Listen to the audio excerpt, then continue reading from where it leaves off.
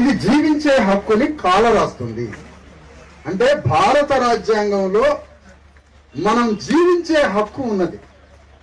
ఆ జీవించే హక్కుని ధ్వంసం చేసి రాజ్యాంగం మీద పాదం పెట్టి రాష్ట్ర ప్రభుత్వం రాజ్యాంగంలో ఉన్న జీవించే హక్కుని కాలరాసి వెలుగుమట్లలో ఉన్న ఇన్ని వందల కుటుంబాలు నివసిస్తున్నటువంటి ఇళ్ళని ధ్వంసం చేసి అక్కడ ఉన్నటువంటి మనకి భూమి మీద హక్కుని ధ్వంసం చేసి ఈ గతి పట్టించారు కదా.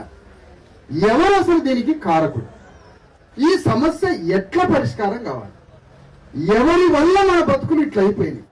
దీని నుంచి బయటపడడానికి మన ముందున్న మార్గం ఏంటి? అసలు ఆవేశపడదామా, కన్నీళ్లు పెడదామా, అరుద్దామా, రోడ్ల మీదకి పోయి వామ్మో వాయు అని మొత్తుకుందామా? మన భూమి మన ఇల్లు తిరిగి రావడానికి కావలసిన ప్రణాళిక ఏమి చేయాలి? ఇది మనం మాట్లాడాలి. ఇది వారం రోజులు పడుతుందా, 10 రోజులు పడుతుందా, సంవత్సరం పడుతుందా, నెల రోజులు పడుతుందా? దీనికి జ్ఞానంతో, బుద్ధితో, ఆలోచనతో, ఆవేశం లేకుండా ఒక ప్రణాళిక తయారు చేయాలి. ఈ ప్రణాళిక చెప్పడానికి నేను మీ దగ్గరకు వచ్చాను. ప్రణాళిక చెప్పడమే కాదు, ఈ బాధిత కుటుంబాల్లో నేను ఒక బాధిత కుటుంబ సభ్యుడిగా ఎలాంటి నాయకత్వ ఆలోచన కానీ నేను నాయకుడి పాత్రలో ఇక్కడికి రాలేదమ్మా.